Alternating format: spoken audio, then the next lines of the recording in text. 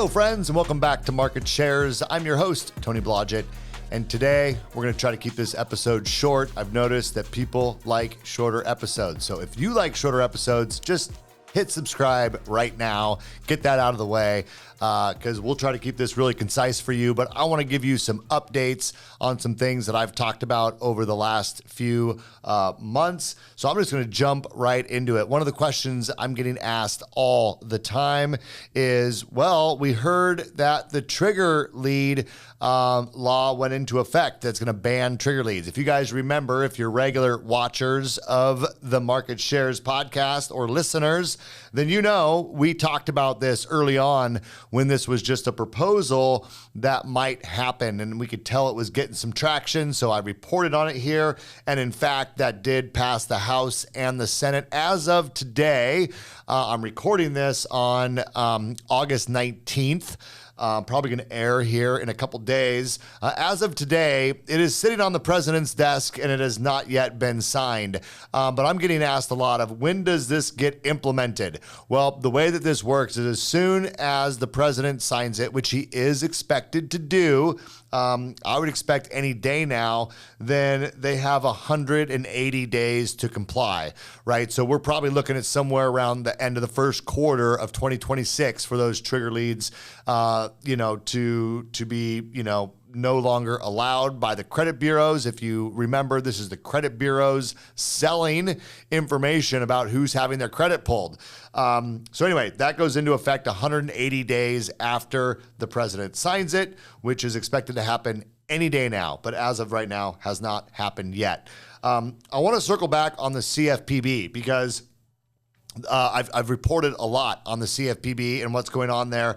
And there was a attempt to block President Trump from actually being able to continue with the dismantling of the CFPB. And I think this was brought up in the DC District Court of Appeals, and it was brought on by some employee unions and different employee groups. And basically what they ruled is that these unions, these employee groups really don't have the right to challenge what it is the president's doing with the CFPB. So they have thrown out those lawsuits attempting to stall President Trump's dismantling of the CFPB. So it is expected at this point, unless something changes, that they will continue with their RIFs, their reduction in force, and probably get the CFPB just down to a skeleton crew. Now, what we don't know is that the long-term plan, or is there a plan to reimagine what the CFPB might look like? But in the short term,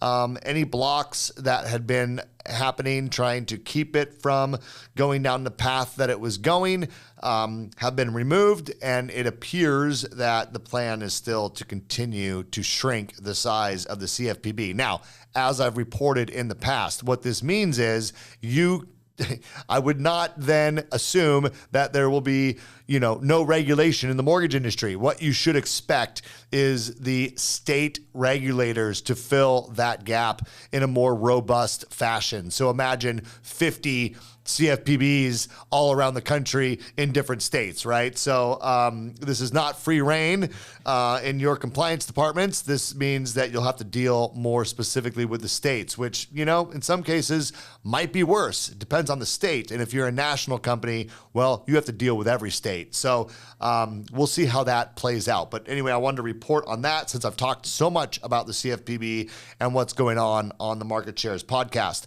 I want to talk about the latest Fannie Mae economic report that came out, because there's some interesting stats in here. And look, I think although these are not earth-shattering numbers, it is a sign that things are moving in the right direction. So what we saw is Fannie Mae's projections for 30-year fixed-rate mortgages, previously anticipated to be 6.5 by the end of 2025, now revised down to 6.4. And by 2026, they were expecting 6.1. Now they're expecting 6.0. So not a big move, but, nonetheless a move from the previous quarter. I'm very hopeful that we see a 5 handle in 2026, right? Something in the high 5s. I think that's really what moves the needle for home buyers and refinance opportunities. And I'm going to talk about refinancing here in a second, just briefly, because some of these stats that I'm going to share with you are going to blow you away. But more on that in a second. A few more things from the Fannie Mae economic report. I just pulled a couple things out. Number of total transactions, mortgage transactions, was previously expected at 1.90 trillion. Now expected in 2025 to end the year at 1.92. So from 1.90 to 1.92. And in 2026, it was previously expected 2.28 trillion transactions. Now the projection is 2.34. That includes purchases and refinance transactions. So we see a growing number of transactions year over year from the lows that we saw in 2023. They just continue to get a little bit better.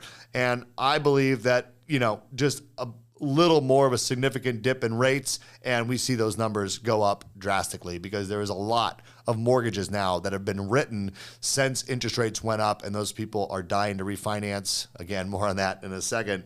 Unemployment projections. This one is super important. And the reason I bring this up over and over again is because Jerome Powell, who, as we've talked about, the dual mandate of the Federal Reserve, one of which is, full employment as much as possible. He had mentioned that the projection was 4.4% unemployment. And if that number gets above that, you're going to see more aggressive action by the Fed. Of course, depending on what's happening on the inflation front, right? But even Fannie Mae is now projecting that unemployment by end of year 2025, so over the next 5-6 months, that unemployment reaches 4.4%, and the projection for at least the first half of 2026 is more like 4.5%. So this has to be on the Fed's radar, and I think reinforces our thought that we're going to continue to see some weakness in the jobs numbers, some weakness in employment overall, which is just half of the Fed's dual mandate. So if inflation stays in check and we get continued slowing in the employment side, we know what the Fed needs to do to help correct both of those things. So anyways, that was good news. Now, this is very interesting. I actually was reading this in Rob Chrisman's blog, and this was, it was a few days ago. I think it was on Saturday of this week. And what this reminded me of, you remember the marry the house and date the rate conversation? It's become cliche, and everyone thought it was a little bit cringy even when it was happening, right? That was like the slogan everyone would use. It's like, hey, it's okay that interest rates are super high because you can marry the house and just date the rate, and you can refinance that when rates come down. And the thought is that, this was in 2023. So the thought was that rates would come down a lot sooner than they have. But what's interesting about this study, this is according to True Work, recent household study. Now, this is not a huge sampling of people. It was, I don't remember the exact number, but it was only a handful of people from each state. So not a big sampling of people, but the numbers are very interesting. And I think what it tells us is this concept of marry the house and date the rate, as cringy as you might think it is, it seems like specifically for our millennial and Gen Z home buyers, man, they really bought into that. And here's why I say that, because two-thirds of millennials and Gen Z say that it is important to for their financial health to be able to refinance to lower their interest rate, meaning they extended themselves beyond their level of comfort in order to get into a home, counting on the fact that there will be an opportunity to refinance in the future. Now, that's a little bit scary that people, made a financial decision that really was beyond their comfort level, banking on interest rates getting better, right? And I think a lot of us during that time talked about, look, you cannot make commitments to your buyers that rates are going to improve because we don't know if they're going to improve. I mean, odds are they're going to improve, but 2/3 of millennials report in this survey that they are, it's important to them that they are able to refinance. 56% of all buyers of all ages say that it is either important or extremely important for their financial health to be able to refinance and restructure their mortgage to a lower payment, with about 25% of those saying extremely important. So there's some people feeling like I may not be able to keep my home if I don't have the opportunity to restructure it in the future. Now, the good news is, for those of us in the mortgage business, people are going to be anxiously waiting for those interest rates to get to a place where they could benefit from a rate and term refinance. So I feel like there's been enough time that has passed since interest rates went up that we've accumulated this huge book of people. And this survey tells us there is pent up demand just waiting for the opportunity to get that relief that so many of them apparently have been banking on since the time they bought their house. That's super interesting and something that we should all take note of. Now, a few other interesting things about this survey that I think we could all learn from, and that is that 90% of recent home buyers that were surveyed experienced stress during the loan process. 90%. So if you just think about the process that you're taking buyers through, if you're a loan officer, or even if you're a real estate agent, how can we address that problem? Because 90% of people said this was a stressful process for them. And look, we know that everyone says, that buying a home and public speaking are two of the most stressful things that people worry about the most besides their own death, right? So we know that it has the propensity to be a stressful situation, but isn't it our job to help reduce that stress? So just know that the average consumer, the average person going through the process of buying a home, 90% of them are experiencing stress. I would think about, as a loan officer, how do I address that in the loan process that I take my clients through? How do I acknowledge with them that this is stressful for most people? And my number one goal for you, Mr. Homebuyer, is to take you through an experience that keeps your stress levels down. And I think there's lots of ways that we can do that. A primary one is communication. I'm not going to give a masterclass here on how to help your buyers, but just be aware. Make this top of mind. 90% of the buyers are stressed. 37% said that they experienced significant stress during the process. That's almost 40% of people, significant stress, but 90% experience some amount of stress. And what are the number one things that they're stressing over? Well, number one, this is interesting too, and probably avoidable, is number one stress is from budgeting for unexpected expenses and repairs. So this is something that we can talk to our clients about, right? This is something that, especially the real estate agents, but also the loan officers, you can talk to your clients about, what to be prepared for in the loan process. The cost of a home inspection, the cost for the appraisal that they got to pay up front, right? Maybe some of the closing costs come into that.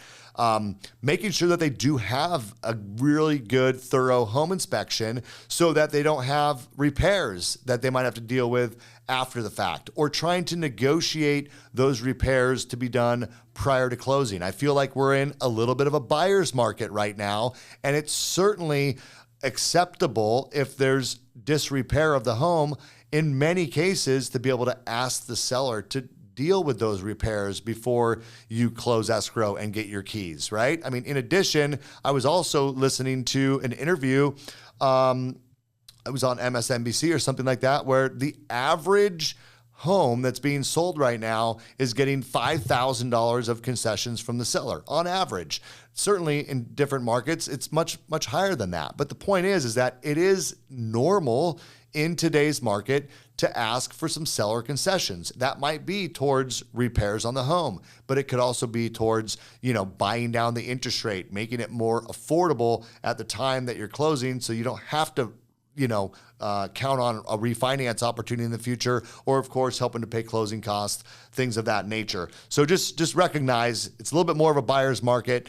And the number one thing that stresses out people buying a home is unexpected expenses and repairs needed for the home. The second thing is the process of gathering all the documents that our underwriters are going to want to take a look at. So again, something that we can really help with. I mean, you could use technology in many cases to help with this. I mean, if you have the ability to pull in someone's income and assets and all this through a verification process, why drag them through the mud of having to go find their W-2s and pay stubs and bank statements if you're not going to need them for the type of loan that they're getting? Now, we all know there's certainly circumstances where you need those documents, but are you one of those kind of old school loan officers who just, collects everything from your borrower up front, making them run around and jump through all these hoops when much of this documentation may not be necessary due to the technology and automation that we have available today? Most mortgage companies have it, but as a loan officer, are you leveraging those things that you have available to you? Because that's the number two thing that is stressing out borrowers. It's probably one of the reasons why a company like Rocket Mortgage, whose whole marketing campaign was push button, get mortgage, we all know that that's not true. They don't have a significantly different process than any of us can do, especially in today's day and world. But they built marketing to the customer saying it's simple to get a mortgage with us. So how can we make it appear simple, or as simple as possible for our buyers, and remove some of their number one stress points? So to me, this is a super interesting survey that was done, very enlightening as to, the mindset of today's home buyer, but also something that we can learn from and something that we could proactively address some of these concerns in our consultations with our buyers and end up with people that are much more satisfied with the end result. So you guys, I hope that was helpful. I kept it short for you today. Look, if you enjoy the content that we put out here on Market Shares, please do me a favor and let someone know about it. I think most of you that are watching this on a regular basis or listening on your favorite podcast, you've probably already subscribed to it. But if you haven't, subscribe to it. But more than that, let someone know. Share the word about what we're doing here at Market Shares and help us continue to grow this platform, because I'd sure appreciate it. And if you're looking for the next exciting episode that's coming out, well, it'll be out on Friday, because we drop a new episode every single Friday at 10 a.m. Pacific time. And until then, take care.